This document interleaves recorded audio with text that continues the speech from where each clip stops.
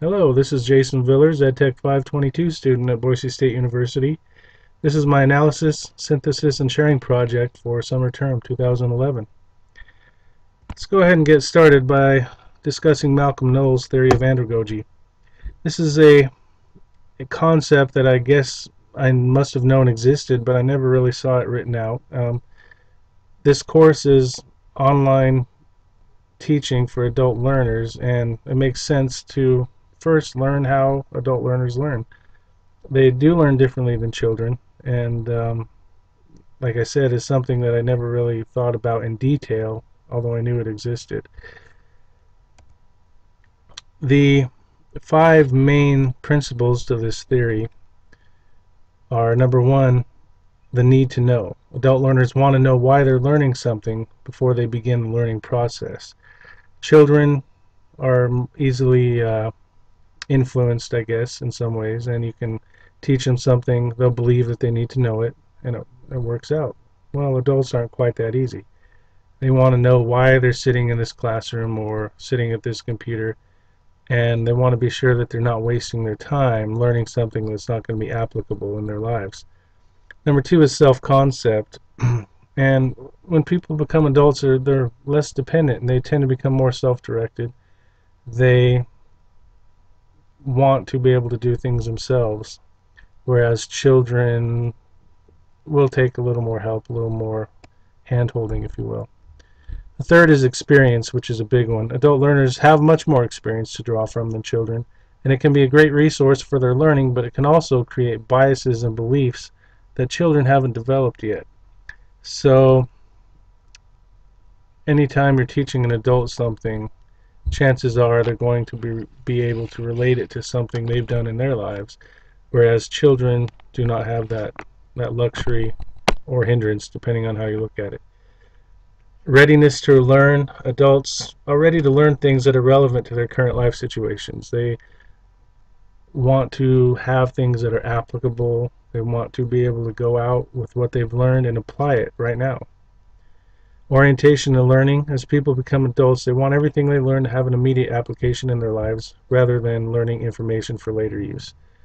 We teach children a lot of things that they aren't necessarily going to need as a child, but they will need it later in their life, or later in the years of their education.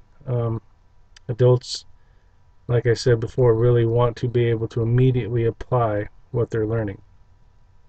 A side note on Malcolm Knowles and the theory of andragogy: I believe it was a Taylor and Croth article mentioned that this might not even be a theory at all. It was probably, based on their support for this, that's probably true, but all the principles on this page check out to my experience teaching adults. I believe that these are true, although maybe we shouldn't call it a theory, but they are true.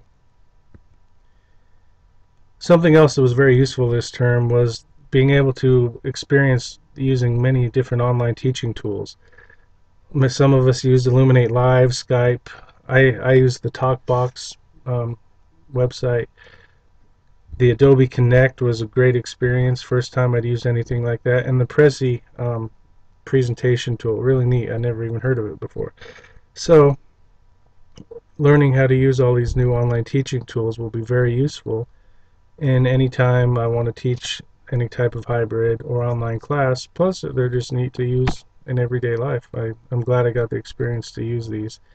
They really enable communication that a few years ago was not possible on the internet, and it really takes an online class to a new level and makes students be able to feel more connected to their peers and their instructor, and I think they're a very important tool. Something I learned this semester that I went back and forth on, I believe, when we were doing the connection with the Illuminate Live, the Skype, the TalkBox, I was of the belief that it didn't matter to me if I was able to see the instructor face to face. Hearing their voice and reading their PowerPoints was fine. After some more reading and some more discussion with some other peers, I changed my mind, and I do believe that having that face to face connection, just like in a regular classroom, is important. And so I'm glad I got set on that. Course management systems were another important piece of this puzzle that we learned. We didn't look much at Blackboard, but I've used it before in other online courses. Moodle is what we created a course in. It was a great experience, being able to create a course, interview a peer, figure out what their needs are, write a lesson for it, and then take that lesson and put it into an online course format. Moodle was pretty easy to work with once I decided what I was going to do and how I was going to do it. Really useful. I now do appreciate more what goes into creating an online course. It's not easy by any means, and I feel prepared. If I were ever asked to teach an online course now, I would feel much more confident about creating it and running it than I did before this. Some tips for online teachers, through the reading, through discussions, and just through my own experience, I came up with the number one: the text and articles I read were be organized.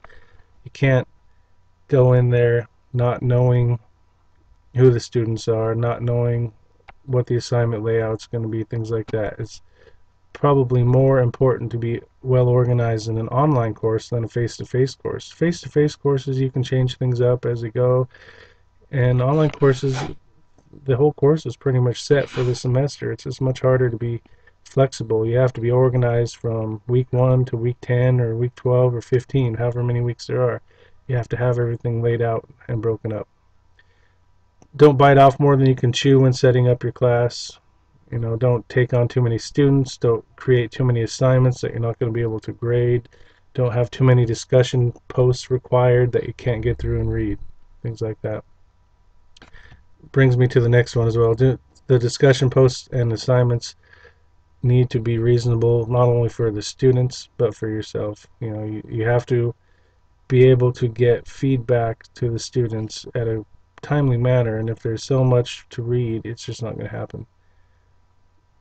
Online teaching is not less work for a teacher, but it can be more flexible.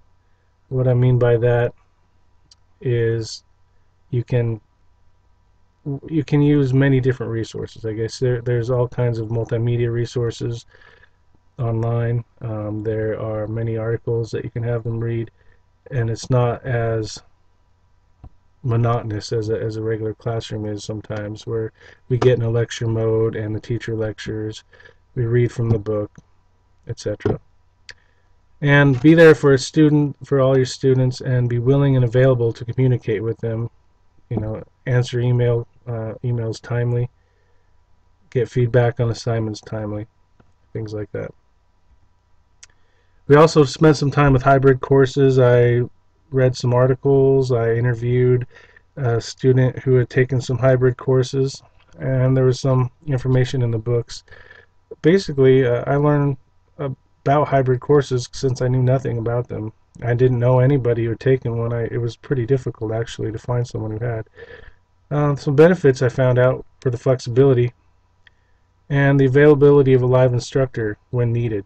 Online courses are great, but sometimes you just need that interaction with the instructor.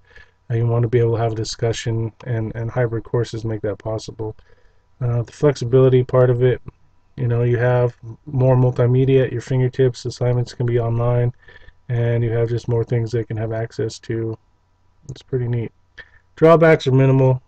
Problems with technology and internet access, as with any online class. Sometimes students feel lost due to minimal connection to instructors and other students, which happens to be a little bit of what my person I interviewed talked about, but more so for online courses. I think hybrid courses are a happy medium, and they provide the benefits of the online courses and the face-to-face, and meld them into one. Well, that's the end of my presentation. I learned a lot this semester, and it went by quickly, but I think we got a lot accomplished, and I feel I have many tools I'll be able to use in the future. Even if I'm not teaching online yet, I hope to be at some point, and I just learned some real neat tools and tricks. Thank you.